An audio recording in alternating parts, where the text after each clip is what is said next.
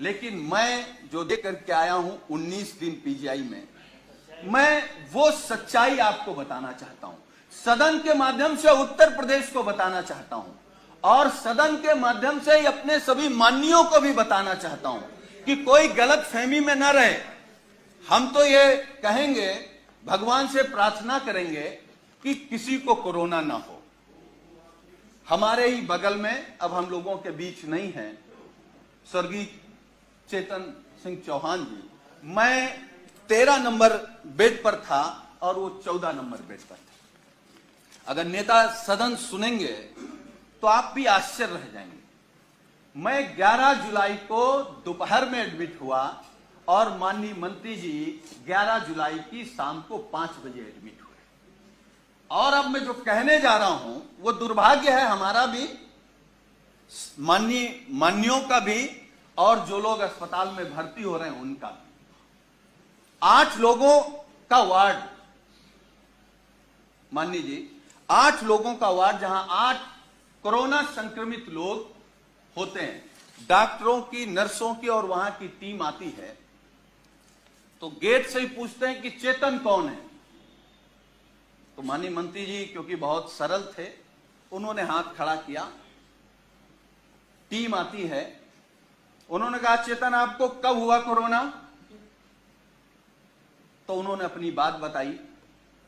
तो फिर एक दूसरा स्टाफ बोलता है चेतन क्या करते हो तुम? वो कुर्ता पैजामा में थे, मैं तो पैंट शर्ट में था। खैर, तो माननीय मंत्री जी ने कहा कि मैं कैबिनेट मंत्री हूं। तो एक स्टाफ ने कहा कि कहां के? तो उन्होंने कहा उत्तर प्रदेश सरकार। तो मैं सोच रहा था कि ये लोग कैसे इस बदतमीजी से बात कर सकते हैं, लेकिन मुझे यह भरोसा हुआ कि जब माननीय मंत्री जी ने कह दिया कि मैं उत्तर प्रदेश सरकार का कैबिनेट मंत्री हूं, तब शायद वो चेतन जी कहेंगे या थोड़ा आदर करेंगे। लेकिन ये सुनने के बाद भी जब पीजीआई के स्टाफ ने कहा कि चेतन तुम्हारे घर में और कौन कौन संक्रमित है, तो मुझे गुस्सा भी आया, दुख भी हुआ और सरकार पे भी गुस्सा आया। मतलब सरकार का इतना भी दबाव नहीं है भाई। कैबिनेट मंत्री के बाद कौन होता है? मुख्यमंत्री। तो इसका मतलब उत्तर प्रदेश में केवल योगी आदित्यनाथ जी का सम्मान होगा।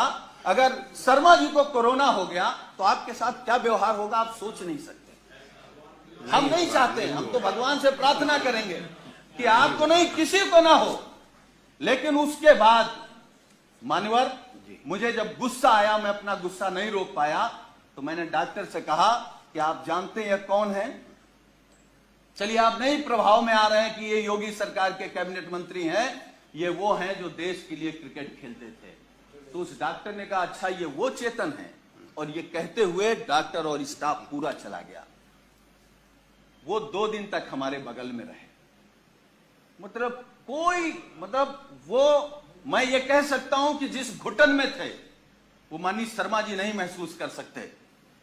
और मुझे जो शब्द नहीं कहना चाहिए, वो कोरोना से हमको आपको छोड़ के नहीं गए, सरकार की अव्यवस्था से हमको आपको छोड़ करके गए। मतलब इतना गंभीर मामला। और मानवर, मैं दूसरी बात बता रहा हूं, मैं 19 समाप्त कर नहीं, मैं समाप्त कर दूंगा। अब हमारा केवल दर्द सुन लीजिए। जी। मैं 19 दिन तक एडमिट था। 11वें दिन हमारी फिर टेस्ट हुआ, मैं फिर पॉजिटिव आ गया। फिर 4 दिन बाद टेस्ट हुआ, फिर पॉजिटिव आ गया। हमारे माननीय राष्ट्रीय अध्यक्ष, हमारे नेता माननीय अखिलेश यादव जी ने फोन से हमसे कहा कि सरकार का शासनादेश हो गया है कि तुम घर पर रह करके ठीक हो सकते हो, इस सरकार की व्यवस्था पर भरोसा मत करो और जांच करा करके आप लिख करके देख आओ कि हमको इलाज नहीं कराना, हम होम क्वारंटीन रहना चाहते हैं। अब मैं वो बात बताने जा रहा हूं मान्यवर आपको।